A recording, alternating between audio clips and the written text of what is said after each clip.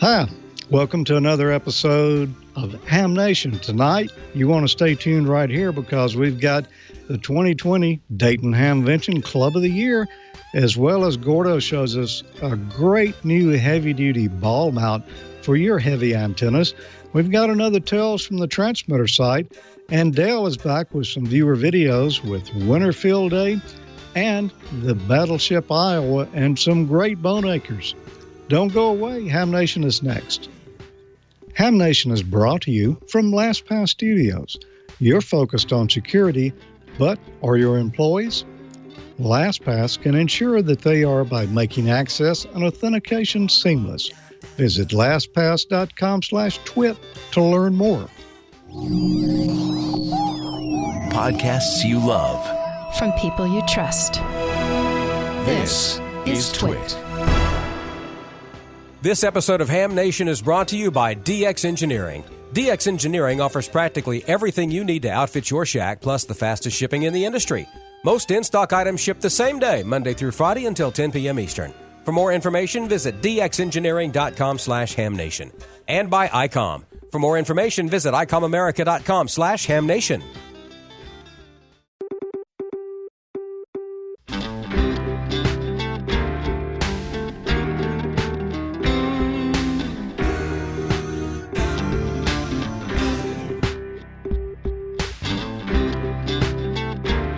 This is Ham Nation, episode 444 for March 11th, 2020. Hamvention Club of the Year. Good evening, everybody. It's Bob Heil, and you're watching Ham Nation, and welcome to all of you. We have a great show tonight, and some really special things for you. We got the Club of the Year here. We're going to hear all about the Club of the Year. So Mark will be in a little bit, but the regulars are here. George is out trying to find his smoke and solder right now, but Gordo is here. Gordo, how you doing? Gordon West.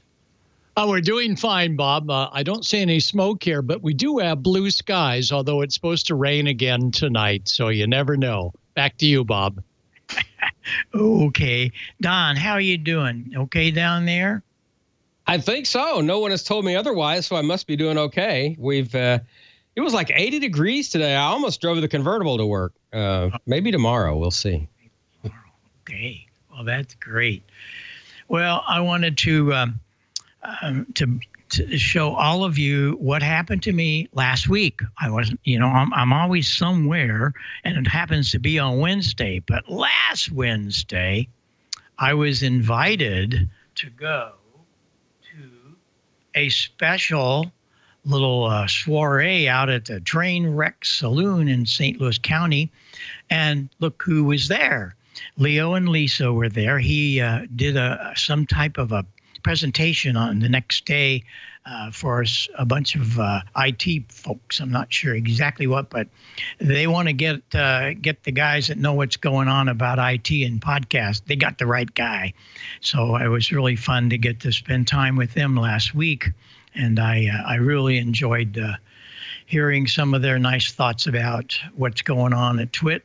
And especially they were very pleased with what was going on here with Ham Nation. So we're very, very lucky. But yeah, they were Leo and Lisa were out there with Mary Jo and Alex Lindsay doing an event for WWT, one of our sponsors, and they did a panel over there. So, and we have it on our TWiT events page. Okay, well, they can go watch some of that too, probably. Well, that's great. Well, I had noticed sometime last week, there was a notice out that all of the awards from Ham Nation or from Hamvention were announced, and one of them was the Club of the Year. And I'm very, very partial to clubs because the clubs are really the lifeblood of this hobby. And I want to bring Mark in here. Mark Kleine, how are you doing? And tell everybody where you are and what's going on. Well, hello, Bob. Good to see you. We're in Norman, Oklahoma, down in the center of the state, about 20 miles south of Oklahoma City, with the South Canadian Amateur Radio Society. And We're also known as Scars down here. It's a South Canadian, that's confusing to me, South Canadian Club in Oklahoma. You want to explain that to me, please? That's one of our most frequent questions. We are next to a river called the Canadian River. It's just a little bit west of us, and we're at the south end of that river. And the guys that formed it back in 1977 picked the name South Canadian Amateur Radio Society to include a larger area than just the small town of Norman at the time. That's great. That's great. Well, the platform is yours. Tell us how this thing has grown, what you're doing. I know you have some pictures for us to see. And I'm fascinated by clubs that have the real power that you have garnered there in Oklahoma, Mark. Well, thank you very much. Yeah, we've got a bunch of pictures. If Victor just wants to play those through, he can happily do that. I'll talk over them. This is a project that we're going to do soon. Actually, it's halfway done. We're working with the group out of Oklahoma City, the Auto Patch Society, Oklahoma City Auto Patch, to do an Alden link. And we're going to link Oklahoma City to Norman with a high-speed data link. Our goal is to do this first link first, and then our emergency managers are really pressuring us to make this happen because they're wanting some data, emergency data during storms, tornadoes, and all other kinds of things. We're very used to those kind of things. As a field day picture from last year, from January, we got a great operator, Bing, sitting at the key. And the fun part about this one is there's a sleeping bag to the right. And that's our relief operator. So he's sleeping underneath the desk and ready to operate should Bing fall over and wake him up. We do field day every year. This is the guy that was in the sleeping bag. That's Bill Robertson. Our field day runs. We do both of them, spring and or winter and summer, and we did them this year from the Red Cross. We had benefit of a nice little van from the city of Moore that helped us work out. We do an Elmer night every Tuesday night, and that's one of the big things that's pushed our club from probably a 50 or 60 group folks to about the 180 folks that we have paid members and the 500 folks that we have active out of the area. This is a typical, that's a typical Saturday meeting for us. We're at the Firehouse Training Center in Norman. And it's seats for 40, and we filled it up and couldn't find another place to go, so we just brought in about 30 or 40 extra seats and made it happen. This is one of our guys, Larry Goodwin, who is doing some work on a repeater. This is one of the Elmer nights. He brings in a spectrum analyzer, and we can do everything from check a radio to tune duplexers and make all that stuff happen. Build a lot of antennas and all that kind of stuff. There's one of the antennas. This is the group at one of the picnic, me on the right. This is how many people it takes to make a contact through a satellite. We had one person on the receiver, one on the transmitter, one on the guidance system in the phone in the middle, and then an antenna following it over. So we just made a successful contact to a guy in Arizona at one of our club picnics a while back. There's another one of our Elmer nights. We've training someone to do some soldering. We were doing some emergency cables. We've got some radios that we use for emergency communications, and we're building some adapter cables to connect to a battery should we just need to clamp onto a battery and go, and teaching Ken in the bottom to how to solder.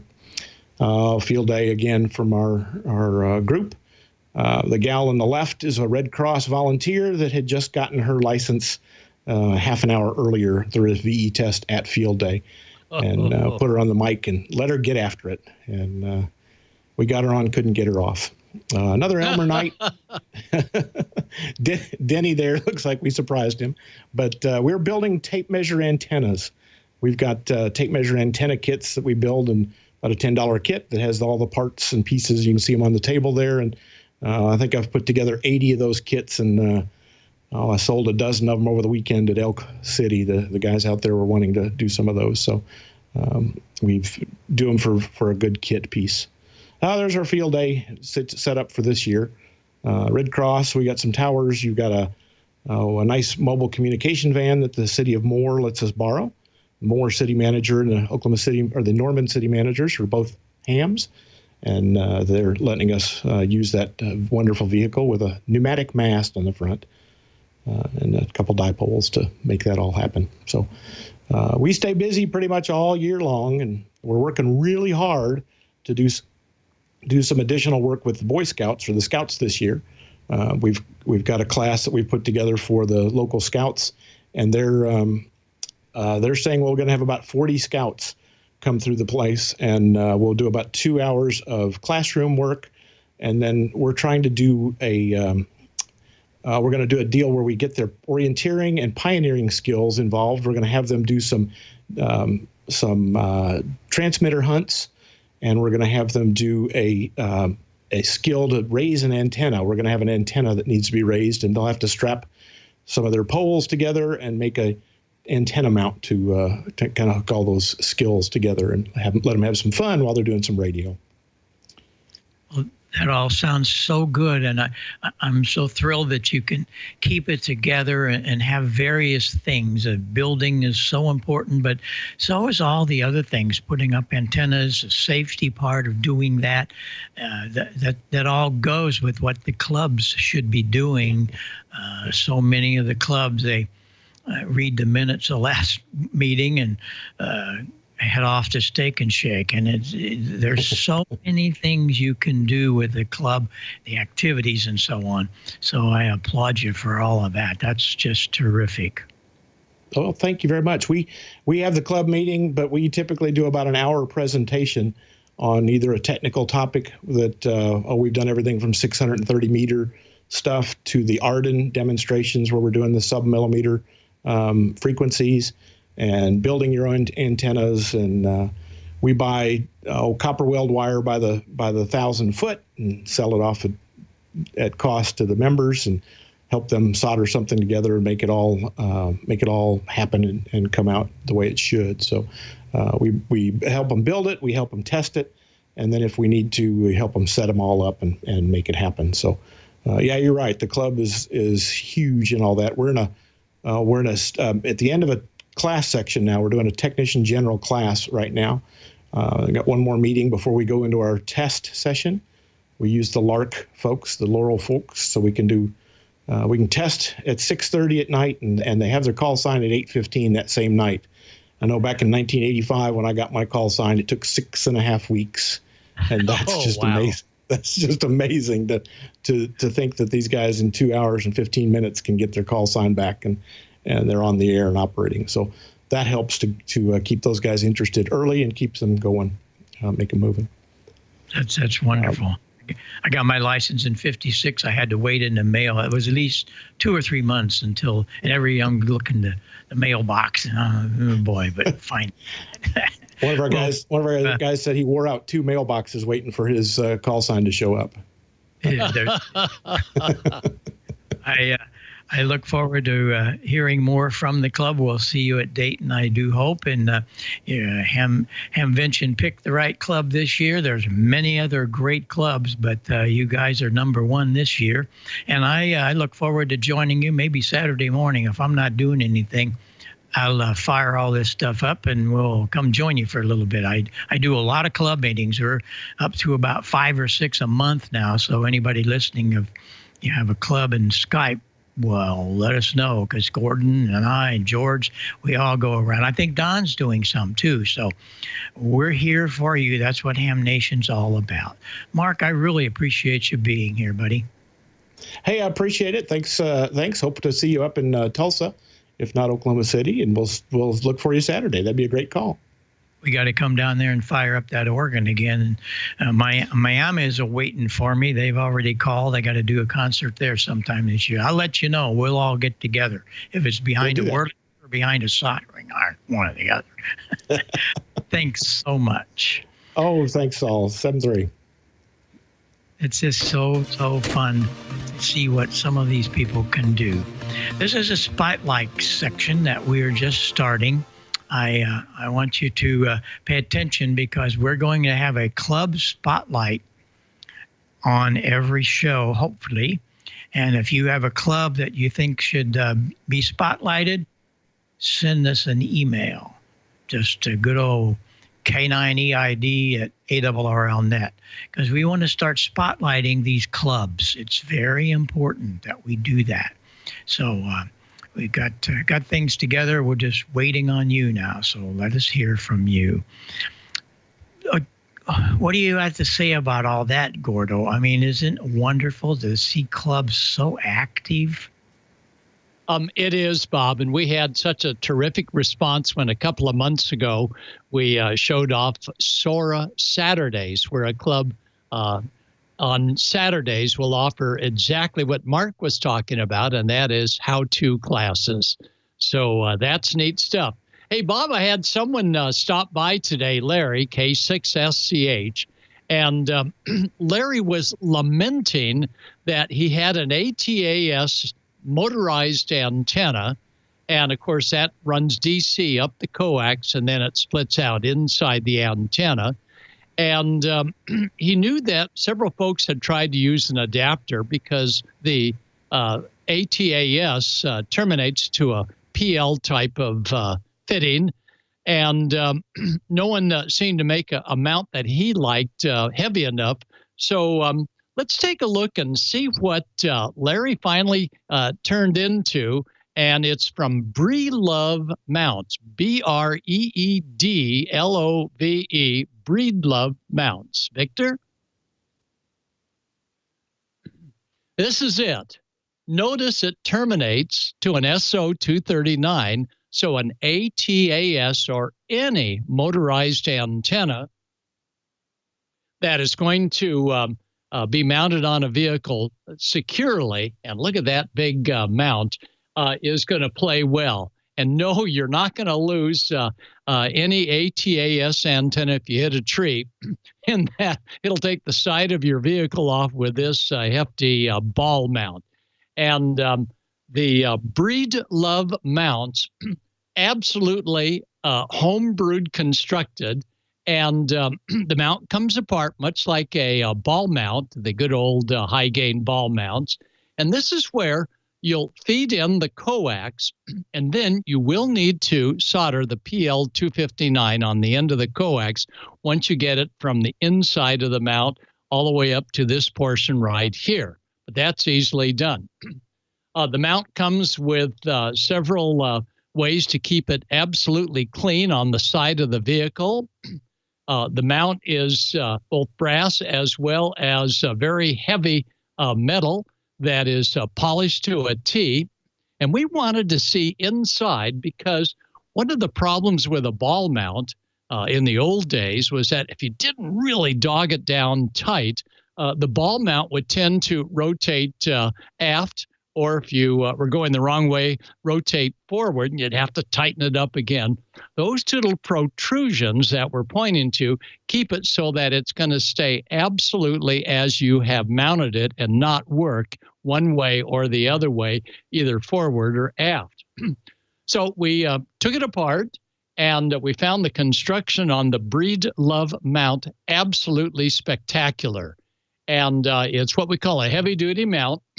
And to make absolutely sure that there is no way that the mount is going to turn in high winds with any type of SO239 base antenna, of which the ATAS makes a great one. Diamond also has a good set of single band antennas that take the same type of ATAS mount, the PL259. So it's a good, steady mount. And on the side of Larry's vehicle, it's going to be great because he found an area that was really beefed up on the fender.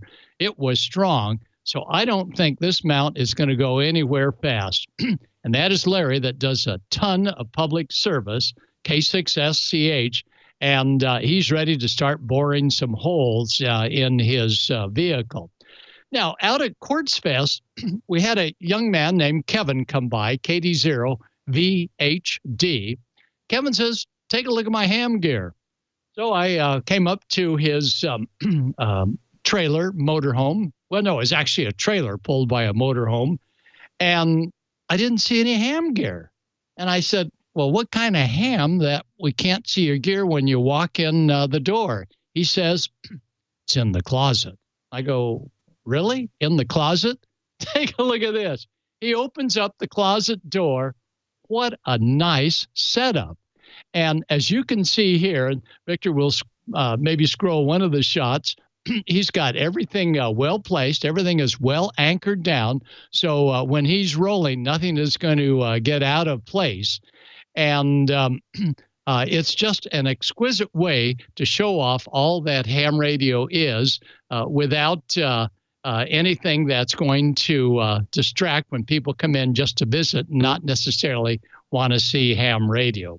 Well, I apologize for my voice. I've been in the recording studio all day long working up the new upgrade course for extra class. Tons of sound effects on it. And I want to thank all the hams, especially many that are Ham Nation viewers that have come on the air to give us some great sound bites. We use those on almost a weekly basis when I, like you, Bob, are addressing different ham radio clubs via Skype. And as long as I have about 3 or 4 months notice, I'll try and work in 2 a week. And but again, we need at least 2 or 3 months notice. Give me an email at wb6noa@arrl.net. Well, Don, let's take a look and see all that's happening with coax and other neat things from DX Engineering. Don? Well, you know, they always have a bunch of stuff happening at DX Engineering, and it's all good, and it's all stuff that you need. For instance, you notice with the South Canadian Amateur Radio Society Project Night, they had some test gear there. Well, that's what we're talking about, test gear at DX Engineering. You can take all the guesswork out of testing, tuning, and repairing your antennas and feed lines. A quality antenna analyzer is what you need, and DX Engineering carries antenna analyzers from the world leader Rig Expert, including their family of zoom analyzers. The AA55 zoom covers 60 kilohertz through 55 megahertz. The AA230 zoom covers 100 kilohertz through 230 megahertz. Some of the ways to take full advantage of these amazing, powerful multi-purpose tools for your station. Zoom analyzers are ideal for checking coax cable assemblies and measuring antenna stats like SWR, impedance, return loss, and capacitance or inductance of a reactive load. You can use them when tuning an antenna to resonance, SWR, and impedance comparison before and after specific events such as rain or winter weather, fault locations, and more. And if you did like me this weekend at a ham fest, I built a 49-to-1 balun, actually an un, to make a off-center, rather an in-fed half-wave antenna. We used an antenna analyzer to check that un to make sure that everything was just right. You need an antenna analyzer. And these zoom features feature ham-friendly keyboard markings. Their unique zoom-in function, hence the name, allows you to view graphic points close up on the 3.2-inch color display. Now, the one they had at the Hamfest wasn't near as swanky as these, but nonetheless, it worked, and these right here are just amazing. You can save your scans to your PC for historical comparisons as well. Very cool. The 55 zoom and 230 zoom models are also available with a Bluetooth option. The integrated Bluetooth wireless technology lets you work in conjunction with a smartphone or a laptop. You can operate the analyzer remotely, see the characteristics of your antenna in more detail, share measurement results on social networks, all kinds of cool stuff. And DX Engineering offers combo packages, so you can purchase both a Rig Expert analyzer and a sturdy case to keep it safe. And they feature custom-designed Nanook equipment cases at DX Engineering. They're available for all Zoom models and other Rig Expert analyzers. Each case is filled with cubed section foam, so you can create the ideal padded space for your analyzer for a perfect fit. Weighing less than a half a pound, the Rig Expert Stick 230 antenna analyzer measures antenna systems, cables, filters, and more from 100 kilohertz up through 230 megahertz. Perfect for rapid SWR and resonance check of an antenna in the field, mobile, or stationary. Tuning an antenna to resonance with complex impedance readout graphically and numerically. Amazing bit of kit. And DX Engineering ships faster than anybody else in the industry. Most orders placed by 10 p.m. Eastern are shipped the same day. Proven products and expert advice, that's DX Engineering, and they are helping you shrink the globe. Request your catalog or shop online 24/7 at dxengineering.com/HamNation. And of course, we thank DX Engineering for their support of Ham Nation. Very cool to see Mark Kleine and the Scars group on tonight. They invited me up to the Oklahoma City Ham Fest a couple of years ago to be their keynote speaker. And check them out. Check out their website. Just Google Scars Ham Radio, and you'll find exactly where they are and everything that they do. And if you're up in that Norman, Oklahoma City, Moore area, you really owe it to yourself to stop by and see them, especially their little ham fest. It's a good ham fest. Looking forward to going back. And we've got some breaking news tonight. The Visalia DX convention has been canceled for this year due to the spreading coronavirus. They released that information yesterday, and we are keeping track on other large ham radio conventions to see if they follow suit. So far, the word from Dayton is they are good to go, and they are watching it. So, of course, we're watching that as well, and we'll let you know something just as soon as we hear any further details on any other ham radio conventions or anything else that's going to be affected ham radio-wise by the spreading coronavirus outbreak. It's now officially been called a pandemic. So keep safe. Keep your hands washed. And while you're washing your hands, let's watch a little bit of news from Amateur Radio Newsline.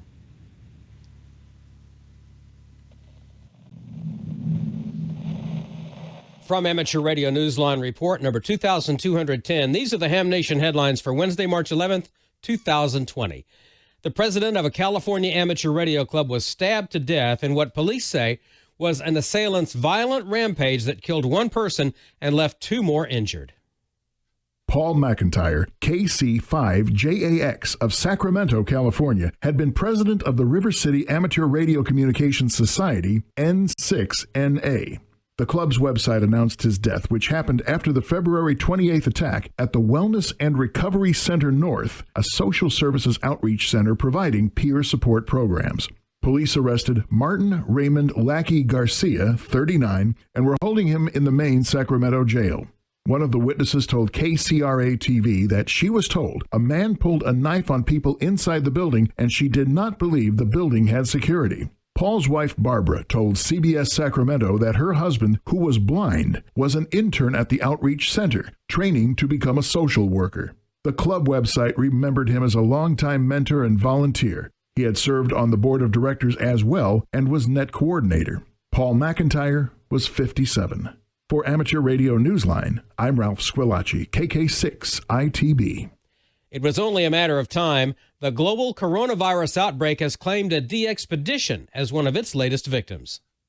If you've been waiting to work the Tarawa Atoll DXpedition T30ET, you're facing a long wait. Concern over the world's coronavirus spread has resulted in the Kiribati activation being delayed. Alex, 5B4ALX, was to have been on the air starting on the 18th of March through the 2nd of April. Alex has posted on his website that after Kiribati health officials told him he would have to undergo 14 days of quarantine and obtain a medical clearance before going to Kiribati, he opted to postpone the activation. Alex said he hopes to go ahead with the activation in October of this year.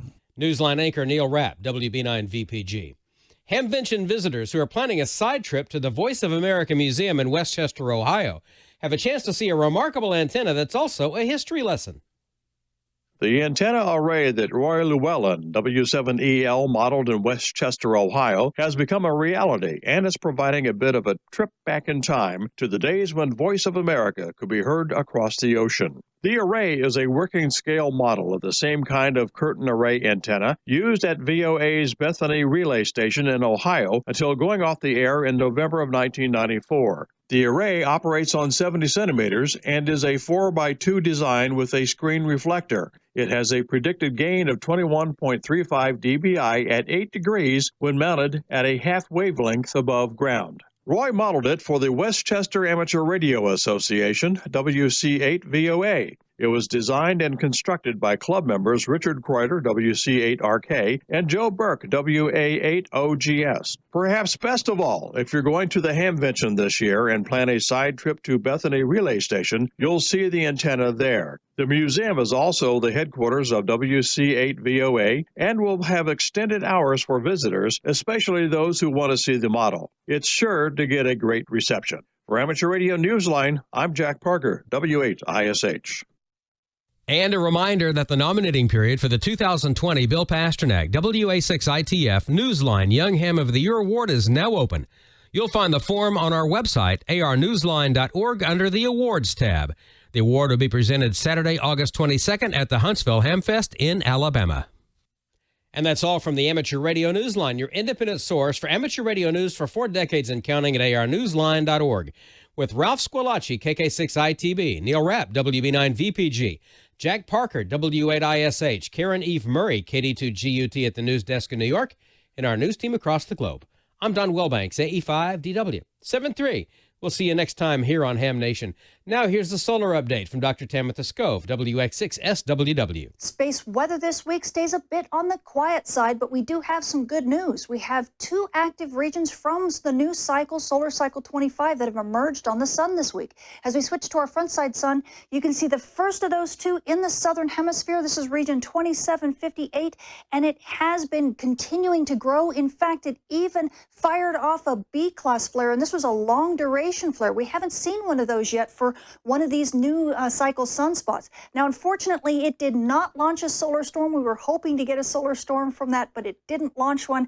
Yet it is managing to boost the solar flux. We're in the low 70s for solar flux, which means marginal radio propagation on Earth's day side. And this is going to continue for a little bit. Now, as we switch to our far side sun, this is stereo, and it's looking at the sun pretty much from the side. You can actually see both active regions. You've got region 2758. That's the one that's on the sun's west limb in stereo's view in the southern hemisphere. And then we've got the one in the northern hemisphere on stereo's east limb. And this is another region. Now, I don't know if this one's going to be a sunspot, but it is another solar cycle 25 active region, and it will likely continue to boost that solar flux as it rotates into Earth view here in probably less than a week. So you amateur radio operators and emergency responders, this is good news because it means we will easily have marginal radio propagation probably for the next maybe 2 weeks. Switching to our solar storm conditions and aurora possibilities over the coming week, everything is still pretty quiet, and we're going to expect these conditions to continue. At high latitudes, NOAA is expecting unsettled conditions with up to about a 20% chance of a minor storm, and this is mainly due to some tiny pockets of fast solar wind from a remnant coronal hole that's going to be rotating in through the Earth strike zone. But don't expect all that much. Now, mid-latitudes, we're only expecting unsettled conditions as well, but only about a 10 to 15% chance of active conditions. So don't expect any aurora to come down to mid-latitudes anytime soon. Switching to your solar flare and particle radiation storm outlook over the coming week, everything is still in the green when it comes to big solar flares. We have one region on the Earth-facing disk. It's no longer a sunspot, but it was region 2758, and it is still giving us some little tiny flares here and there, but nothing big. So you GPS users, you don't have to worry about any radio blackouts. But we are luckily getting a little bit of a boost in the solar flux. So amateur radio operators and emergency responders, well, expect the solar flux to stay in the low to mid 70s over the next few days. And within the week, this could actually boost up to around mid 70s. And that's because another bright region is going to be rotating into Earth view, but it's probably still going to hover around 70, maybe 73. It'll get up about that high and then just kind of go back down into the low to about low 70s easily over the next week or possibly 2 weeks. So we're going to hang on to the low end of marginal for radio propagation on Earth's day side. Now, also because we are still in solar minimum, we are getting a higher cosmic ray flux than we normally would have. So you frequent flyers, and this does include aircrew who fly over 800 hours annually and fly at high latitudes and high altitudes, you are in the moderate range for radiation dose, and this does include prenatal passengers. So please take this into consideration in your flight plans. For more details on this week's space weather, including when and where to see aurora and how your emergency and amateur radio propagation will fare, come check out my channel or see me at spaceweatherwoman.com. Thank you, Dr. T. Always a great follow on Twitter. If you're not following her on Twitter, you really should. At Tamitha Scove. She gives you up to the second, it seems like, information. And there's her website, spaceweatherwoman.com. Just such a great ambassador for amateur radio to her community, being a solar scientist, and vice versa, going the other way around. So we're awfully pleased to have Dr. T on our team. I want to tell you about a really good Hamfest coming up this weekend. If you're going to be in the South Louisiana area, the Rain Louisiana Hamfest. That's the one with the Friday night crawfish boil and fado-do with Cajun music. Whoo, shit, that's a good one, yeah. If you're going to be down in the South Louisiana area, you want to check that out. Just Google Rain Hamfest, R-A-Y-N-E. The best way to. There you go. 60th annual Acadiana Hamfest 2020. That's a good one. Oh, yeah. Crawfish boil on Friday night. I've never made the crawfish boil yet, but it's in our plans. It's in our plans one of these years. So hope everybody over at Rain has a great Hamfest. I'm going to miss it, unfortunately, this year, but we'll try to make it for 2021. Let's see what Dale's got going on. Dale is back this week with Ham Nation Videos. Dale, good to have you on, my friend. Hey, you too, Don. Good to see you. It's great to be back. We had sort of a long drought of videos coming in during the cold winter months. But I should take time now to give a shout out to members of the Wichita Amateur Radio Club. They invited me to present a behind the scenes look at Ham Nation around the 1st of March at their meeting. I want to thank Bob, Valerie, and George, who provided video clips for my presentation, and all of those were well received. So I think we probably picked up a few new viewers there at the WARC meeting.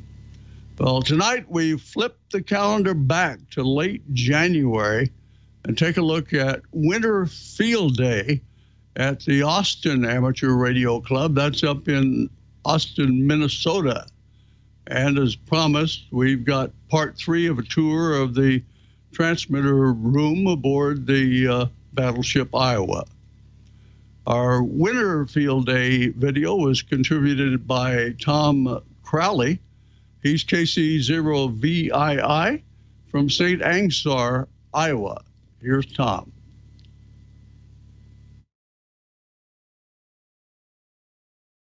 Hey everybody, KC0VII, Tom. This is KD0TLJ Joyce. And we made it. It's Winter Field Day here in Austin with the Austin Amateur Radio Club. We're getting ready almost to fire everything up, getting stuff set up. I'll wander around here a little bit, show what we all got going, and we'll go from there. So, the adventure continues. Get on the radio. Weather conditions were 31 degrees outside, winds out of the northwest at 15 to 20 miles an hour. Vast improvement over last year's -2 degrees. WA0ROL Carl will be operating out of his truck. KE0LG Chris, the club president, stopped in to see how everything was going. In the main operations center, KC0NPG Vince is putting together his digital station. The other operators came together for a quick meeting on who will be operating what bands and what mode. KD0TLJ, operating out of the RV, had to put on her headset so she could actually pull the call signs out of the background. We were getting a little interference once in a while. With the temperatures getting above freezing, the parking lot was getting a little sloppy. Back in the main operations center, KC0MPG Vince was explaining the number of contacts he was receiving on the digital side to WA0RLY Carl and KC0HXMJ. Out of the camera, KA0RMP Dean, he's a little camera shy. We need to work on the Winter Field Day meals. Cheese and crackers are a nice little snack. WA0RLY here moved his truck to the other side of the parking lot. He believed he was getting a little interference out of the generator. We did not notice it here. KD0TLJ is still working her way through some of the pileup she's done, trying to get that contact. Still working through a pileup, trying to get to that contact. She would not just give up. Each time she was getting one of these, she just sat there and waited and kept throwing her call sign out. Well, we'll call it a quits here for Winter Field Day. For the 4th time that Winter Field Day has been done here in North America or in the United States. I thought it went pretty good. Well, yeah, it went pretty good. I heard a lot of people. I just have a little antenna, so all the people that had the big antennas were booming over me, so I was very faint to a lot of people, but I got a few contacts, so I was happy. Thanks, Michigan. Yeah, day-to-day operations, the Addis 120 on the top of the RV works pretty good, but when you get these competition and all these contests, it doesn't cut up to some of these taller towers and bigger beams. So. We're just itty-bitty, and then everybody else is up here, so. So, be sure to tell your friends, neighbors, subscribe, hit that bell to get notification when we get new videos out. 7-3, everybody. 7-3, thanks for going on the air. Well, thanks, Tom. Outstanding coverage of a cool, or maybe we should say cold, event. We look forward to more videos from the Austin Amateur Radio Club. Well, we've got a shack photo this time. Haven't received any in a long time, but how about an amateur radio call sign with an 80-year history? Established way back in 1939, W9CQG was operated by Jerry Bauer. Jerry was an Elmer. He was a good friend of Terry Hirsch, who sent us this photo. When Jerry passed away, Terry applied for the W9CQG call sign to keep it alive. And that call sign just may be alive at 100, too. Chase Childers, Terry's grandson, may make it so. Now, back in the video world, Matt WA6AJC's come through again. He's captured an additional tour of the Battleship Iowa. This time, he visits the HF transmitter deck. And here's part 3 of the Battleship Iowa tour. Battleship Iowa Radio Tech Tour, Part 3. Today, we'll continue our tech tour covering the HF transmitters on Deck 3. Our host will be Gary, WA6MEM. Welcome to the Battleship Iowa's transmitting room. We're now located on Deck 3, 2 decks below FATCON where all the receivers are located. Down here are the transmitters that would have provided all the communications from the ship to other points in the world or to other ships and aircraft. In here you'll find HF transmitters, UHF transceivers, 30 to 88 megahertz local communication systems, and air traffic control. The HF transmitters are URT-23s. These transmitters are capable of 1,500 watts apiece. They cover 2 to 30 megahertz, can operate on upper and lower sideband, AM, CW, and RTTY. They use 2 4CX 1,500 Bravos in parallel in the output stage. The transmitters are actually 3 different pieces. The first one is the power supply. This power supply provides both the low voltage and the high voltage to run the rest of the transmitter. On the top here is the exciter. This is where the frequency generation circuitry is located. This exciter is able to produce about 100 milliwatts, which is then used to drive the 1,500 watt amplifier. So a fair amount of gain in this big stage here. You may notice all the noise. Each one of these has several fans. One on the power supply, of course, for cooling. The transmitter has this little ducting here that's used, and it's also got an intake fan for cooling the final amplifier. And then there's another fan in the back side. Signal then is routed over to one of the antenna tuners. These are manual tuners, and those signals would be routed via this big patch panel. The patch panel allows us to choose any one of the transmitters that are on board the ship here, and then route them to a specific tuner that is then hooked up to a specific antenna up on the ship's upper decks. In this case, this is the cage disc cone antenna located on the bow, and it provides communications from 2 to 30 megahertz. All of the equipment here is completely restored. The Gray Radio Group, or the Innovation and Engineering team, has spent a lot of hours putting these transmitters back together and making them operational. And as we've noted before, NE 6 PM, the station's amateur call, operates this equipment about once every 3 months on a Saturday for about 3 hours. So if you ever hear any 6 p.m., be sure and give us a call, and we'd like to get a signal report. In addition to the manually tuned antenna tuners that I showed you earlier over here, the ship also has an automated tuner, much like we use on our amateur stations today. This tuner is hooked up to a vertical antenna up on the top decks of the ship, and it works just like any of our amateur tuners in that when it sees a frequency, let's say we're operating on the 20-meter band, it will automatically tune the transmitter and the antenna for a perfect 50-ohm match. So again, just like any of the tuners that we have on our amateur stations, this is what was employed by the Navy back in 1982. Well, thanks for producing that video, Matt.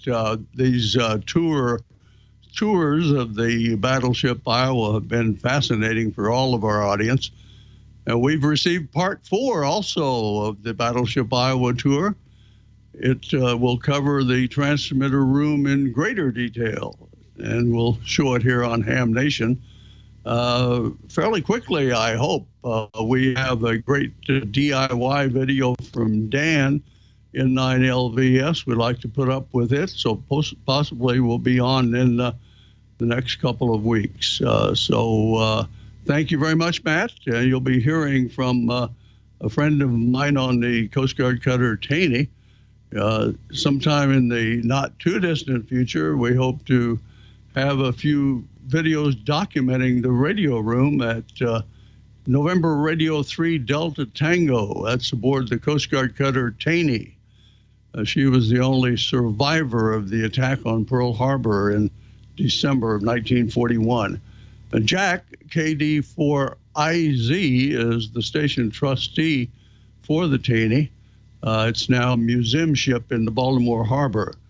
He hopes to document the operation of the ship's radio room and get that documentary here onto Ham Nation. So we'll be looking forward to seeing that. Well, that's a wrap for this first Ham Nation video segment for 2020. Please send us your videos, and we'd love to show them. We try to run about a 10-minute segment here, so we generally need about 2 videos to put something together. If you have questions about how to produce a video for your club or for yourself, feel free to send an email to HamNationVideos at TWiT.tv. We'll do everything we can to help you get on the air there. Well, next on Ham Nation, it's time to check in with the good people at Icom and find out what's new. Get out and be active with Icom's new IC705 and its optional multifunction backpack. The IC705 is your perfect QRP companion as you have base station features and functionality at the tips of your fingers and a portable package covering HF 6 meters, 2 meters, and 70 centimeters. This compact rig weighs in at 1 kilo or just over 2 pounds, with RF direct sampling for most of the HF band and IF sampling for frequencies above 25 megahertz. 5-volt battery operation with BP272 or 10 watts with a 13.8-volt DC supply.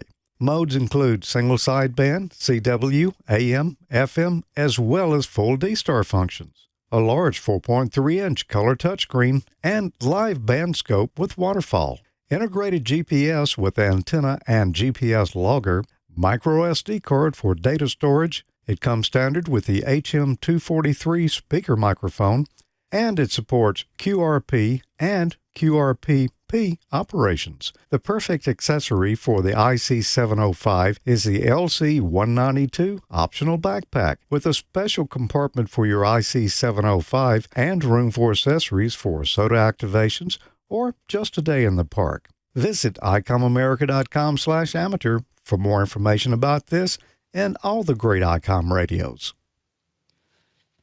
And Icom invites you to enter weekly in the drawing for some great swag prizes like t-shirts and hats at IcomAmerica.com/HamNation. And winners of the swag prizes will also automatically be entered in the grand prize drawing for a new radio. For March, that's going to be the Icom ID 4100A entry-level D-Star mobile with big rig features.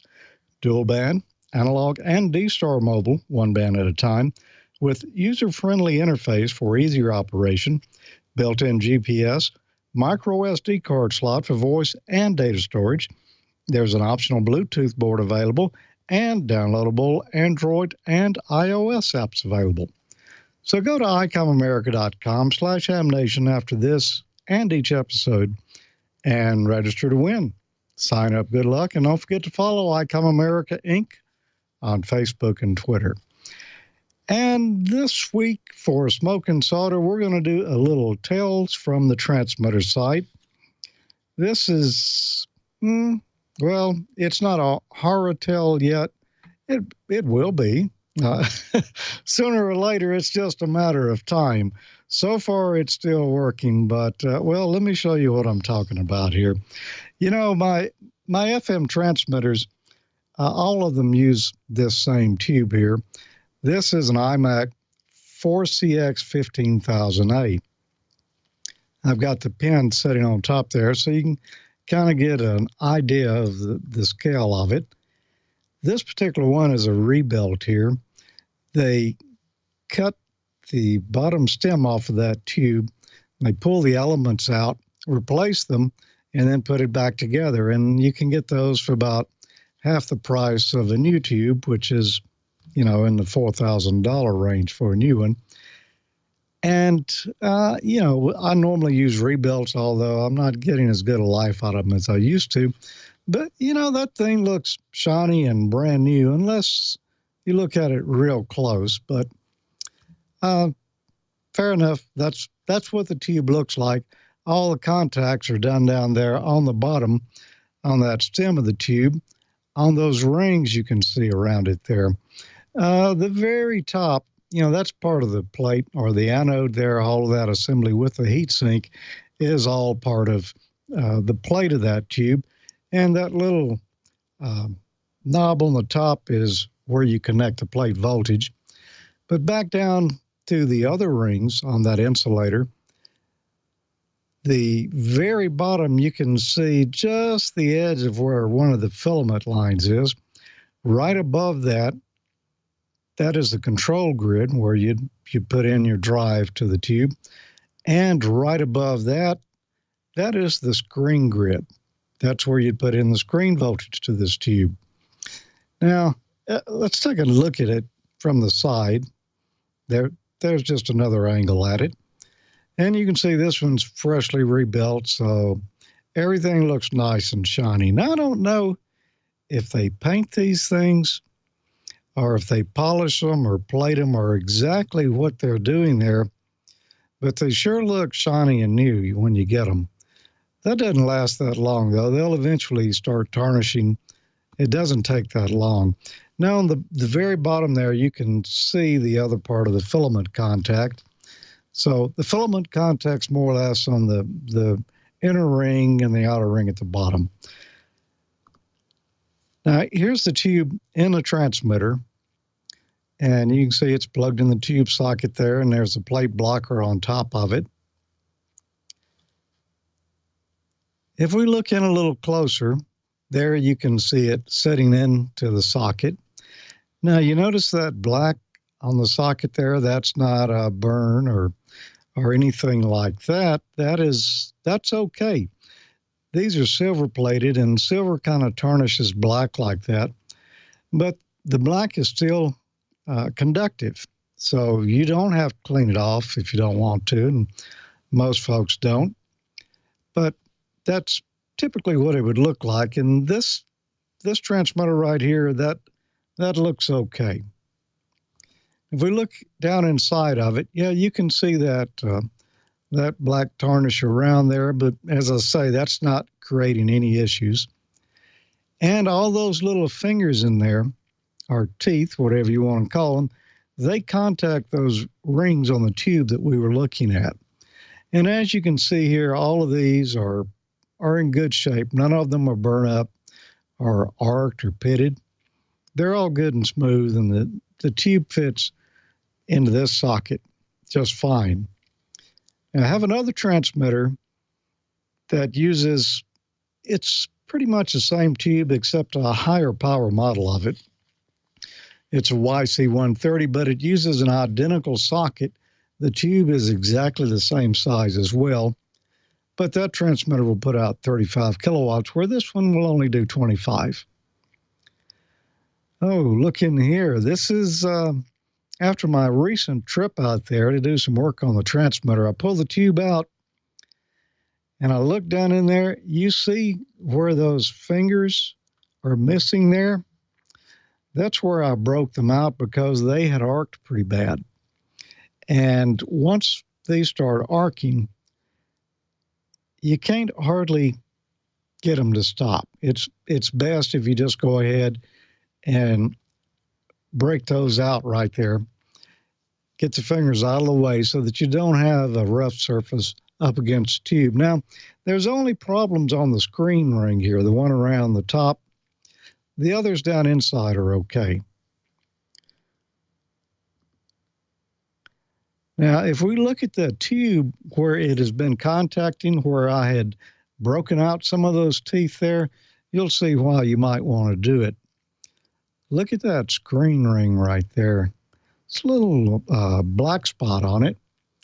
If we zoom in and look at it a little bit closer, ouch, it has burned a hole through it. That's not good. The tube is still working fine. It has no complaints at all. It's still making full power. The transmitter tunes exactly the same. But I know that there's a little hole right there in that ring now, and it's going to give up the ghost. Hopefully later, but I don't know. I'll just have to watch it and see. But when I put the tube back in, I turned it to where that hole would be, where there were missing fingers on that ring inside the socket there, so that, you know, hopefully nothing's trying to conduct to that area and burn it out any worse. Now, you might say, well, you should clean that. No, you don't. You know, you don't clean that black stuff off of there. You can, and I have done it with a tarnish remover before. A Tarnex works okay. But once that has started arcing right there, you can't stop it. You know, on a tube this size, the best thing you can do is try to get any contact in that area out of the way. So that's what I've done. The melted fingers have been broken off. The tube is turned to where that little hole there does not mate up with any of the fingers now. And hopefully it's going to last a while yet. I don't really know. We're just going to have to see, but first time I've ever seen this happen. Now that tube's got 35 kilowatts on it. The screen ring that we're looking at right there, that's got in the neighborhood of, it's not super high voltage. It's 500 to 600 volts on that little ring right there. The current is anywhere, say, between 400 and 600 milliamps. So, you know, less than an amp of current, but it will still burn a hole like that if those fingers aren't good and tight, making connection there. Now, think about it for a second. Let's say 600 volts, 500 or 600 milliamps. Now, on that plate up on the top, the little knob that I said we connect the plate voltage to, right there, we're running close to 10,000 volts and close to 4 amps. That would make a really big hole there if that got loose, wouldn't it? So, you know, these things have to be checked kind of frequently.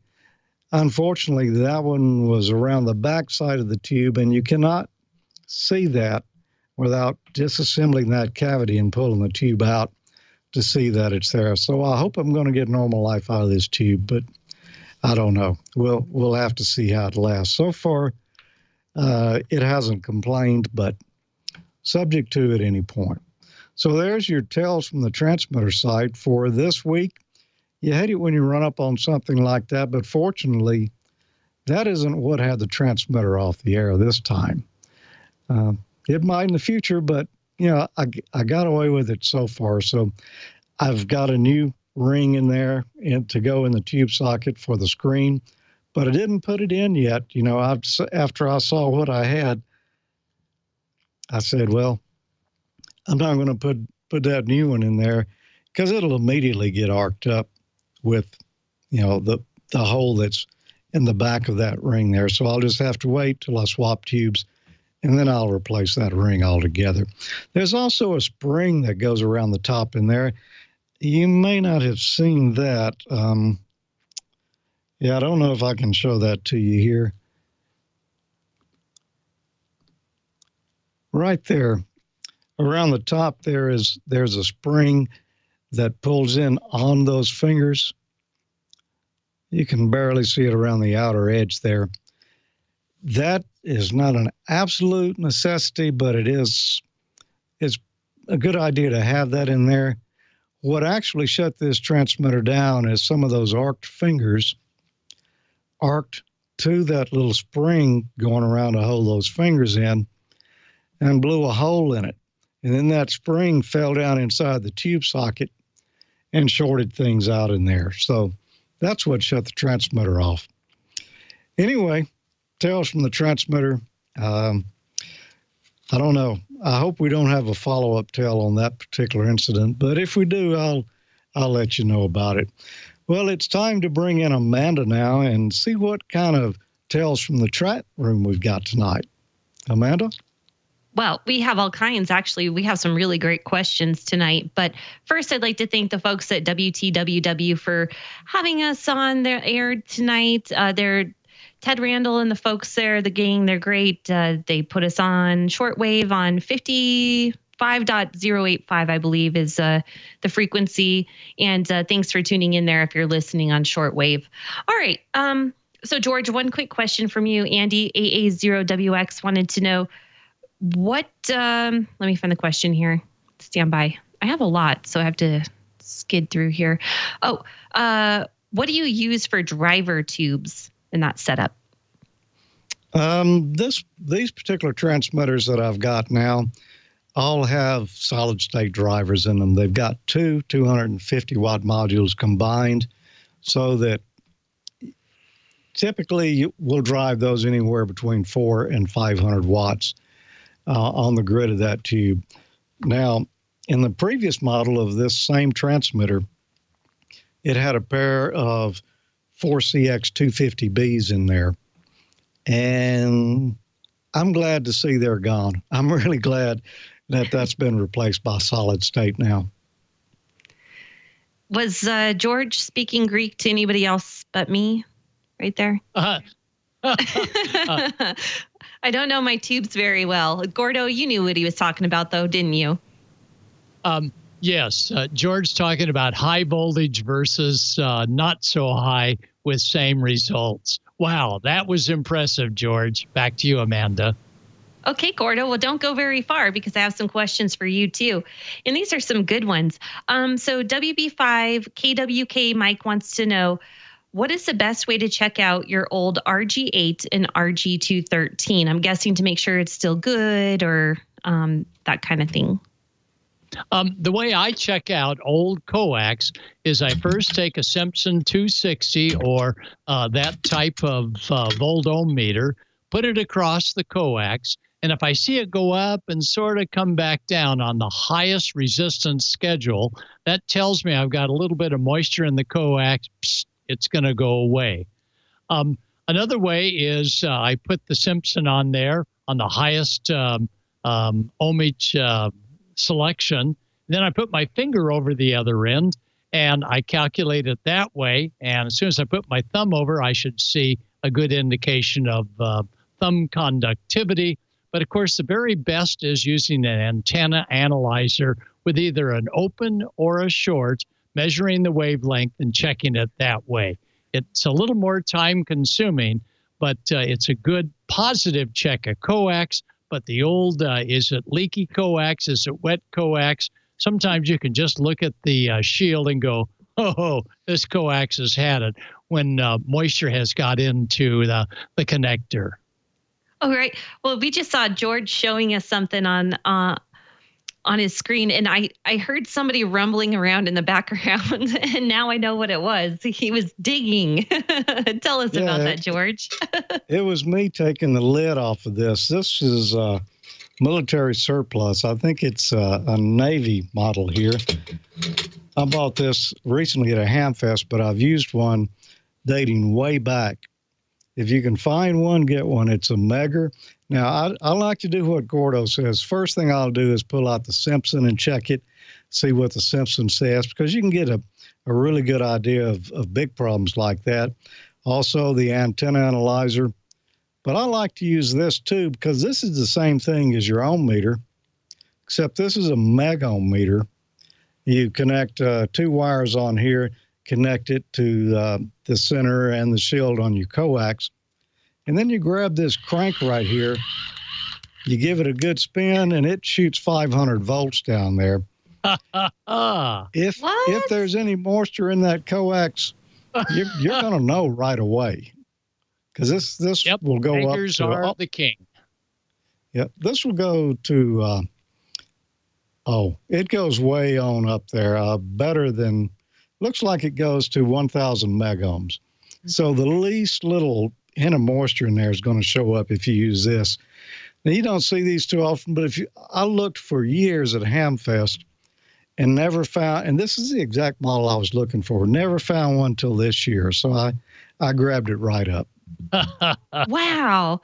Oh, George, we got to see a demo on that sometime. That would be fun. Definitely see the difference between what happens when it's good coax and when it's bad coax, and definitely you cranking the box at the same time. Yes. Okay. Gordo, another question for you. This comes from a web user. He says, I built a copper J-pole for 2 meters. Can you paint it without problems? And if so, what kind of paint suggestion do you have? I would say a non-lead based paint, and going to an RV store, or if there's a river nearby, a marine store, they've got the non-lead based paints. And sure, you can go ahead and paint the J-pole, and I recommend sort of a gray, light blue gray, so it blends in. Because there's nothing worse than a bright, shiny copper J-pole, which we all love. They look great, but your neighbors are going, what the is that on top of your roof? Looks like part of your plumbing. So you got to get that J-pole to blend in. Or you just tell everybody it's a weather station and that it's going to save their life, right? Absolutely. You're right, Amanda. That's it. Okay. Well, Dale, we haven't talked to you yet tonight. Dale, what you been busy doing on ham radio these days? Catch us up. Oh, well, not a whole lot. We did that presentation for the Wichita Club and been doing a lot of piddling around with software-defined radios and just experimenting is about it. I was going to get on the international DX contest, but I didn't get around to it. So we are very busy, though, on ham radio with DMR. I hold a net or call a net for the Wichita Club for Central Kansas. It's on the Central Kansas Talk Group, which is Brandmeister 31204. And I would invite anyone that would like to talk about DMR to join us. We're on there every Sunday at 5:45 Central Time, 5:45 Central, Talk Group 31204. We have some nice roundtables on there. So we invite any of the Ham Nation listeners that are interested in DMR to go ahead and join us. We'd be glad to have them. That's about it, Amanda. Very good. Well, nice to hear that you're staying active. And so I was doing the DX contest this last weekend. We worked in Namibia. That was our only ATNO for us this weekend, which was kind of sad, but it was fun. And I just wanted to talk a little bit about Last Man Standing. They had they had their D-Star activation during the filming, or right before the filming yesterday. So we managed to jump on, I think it was Reflector 30 Charlie, and I called her the wrong name. Amy, I'm so sorry. I called her Kathy, so my apologies. But it was really fun to talk to the gang there, and they were having a fun time taking in a lot of check-ins. And if this was not their last activation, it's very close to it. So anyone that's looking to work last man standing, you better pay attention to their Facebook page and get on there, because they're going to wrap it up for a season here real soon. And then we have to wait and hear if they're going to get renewed for another season. So, all right, let's wrap it up here. I'll go over the nets for tonight, and we'll let George close it up. We have the 75-meter net on 3908 this evening. Steve W7UDI is ready to take your check-ins. We have D-Star on 14 Charlie, and we have DMR on 31012. And I haven't seen Kevin in the chat room this evening, you guys, but look around 7192. If there's going to be a net, that's where you're going to find it. Tune up or down a bit. So with that, George, I'll send it back to you. Okay, Amanda. Wow, what a great show tonight. It was good to have everyone here. It's great to see you back again, Dale. Before we get out of here, let's just run around the horn real quick one time and see if anyone's got any final words. Gordo? I'm already hearing activity on 3908. So thanks, Amanda, for that pickup there. And just wish everybody a good week, and we'll see you all next week here on Ham Nation. George? Cool. Dale, what about you? What's going on out there on the Not a whole lot. Road? Just like have everybody stay safe out there. Some bad news for the NCAA tournament came out today, so that's going to be quite an experience to watch basketball without a crowd. I can imagine it's going to be really, really strange players. So anyway, stay healthy, stay safe, and join us on the DMR net there Sundays at 5:45. And that's about it, George. Take it away. Okay. And Amanda, what about you? What are you and Jeff getting into these days? Oh boy, nothing but trouble. But I did forget one thing. And, honestly, I have all of these Hamfests to announce, and I haven't been catching up to make sure they're actually still going on. So please check, Google it, make sure they're still going on. But KD9DZT wanted us to know that the Madison, Wisconsin, Madison Area Repeater Association is having a Hamfest, and that's April 18th. But again, double check all of these Hamfests that are coming out and make sure that they're going to be up and running. Other than that, wash your dang hands, cover your mouth. That's all I have. Good point. And I'll just mention here, and I don't know if this is just local, but you can't get any hand sanitizer around here. I've tried several stores lately because the only bottle I've got expired in 2016. So I don't know how does that actually expire though? Well, I don't know. We whipped some out too. We took some out from underneath the cabinet that's probably been there since we moved here in 2015, and it still smells pretty, alcoholish to me. So I think it's still okay, but I'm not an expert, so don't trust me. But same thing, George. No TP, no hand sanitizer, no antibacterial soap. I'm sure that's the deal everywhere. Yeah, so that's what I was going to bring up. No toilet paper. I was at Sam's today, and where normally, there's just a whole row of nothing but big bundles of toilet paper. There was nothing there. And I didn't know that this, there was a problem with diarrhea or anything with this disease, but apparently people are stocking up. So, I'm so glad that Dawn's not here. I'm so glad that Dawn's not here. We're going to have to ration it. I don't know. That's not imported from somewhere. They make that right here in the U.S. So I'm sure it'll be back in stock soon. Absolutely. Well, thanks for being here. And by the way, if you're looking for something to do Friday night, we'll be shooting the next Amateur Logic right here. Join us, amateurlogic.tv. It's live.amateurlogic.tv. And we'll be having another fun show. And join us next week. Looking forward to seeing this new segment that Bob started tonight, featuring ham clubs, and seeing who all we get there, because there are some lot of great ham clubs out there doing great activities. And maybe, people seeing what other clubs are doing will be a little bit of inspiration to get something special going on at their clubs as well. All right, for George Thomas, W5, JDX, Bob Heil, and the whole crew tonight, 7-3.